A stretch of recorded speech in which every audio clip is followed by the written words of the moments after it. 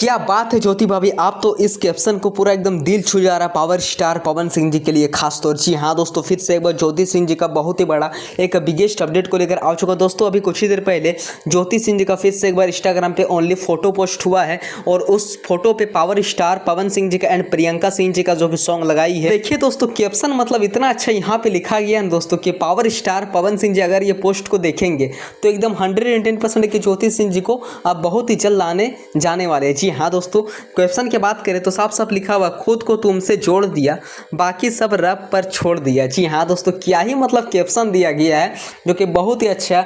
मैं दोस्तों ये वीडियो को अपने मतलब इतना अच्छा मन से बना रहा हूँ, क्या ही बात करें कि बिकॉज दोस्तों क्योंकि मुझे ये कैप्शन देकर काफ़ी ज़्यादा मोटिवेट हुआ। खासतौर दोस्तों ज्योति सिंह जी बहुत ही जल्द पवन सिंह जी से मिलने वाली है। और दोस्तों बैक टू बैक देखे दोस्तों, पवन सिंह जी का गाना भी लगा रही है ज्योति सिंह जी, और सेनुरा रंग जो सॉन्ग टाइटल है वही गाना लगाई है ज्योति सिंह जी। और आपसे भी क्या ओपिनियन है कि सच में ज्योति सिंह जी मिलने वाले कि नहीं, प्लीज़ अपना ओपिनियन जरूर शेयर कीजिएगा। Thank you.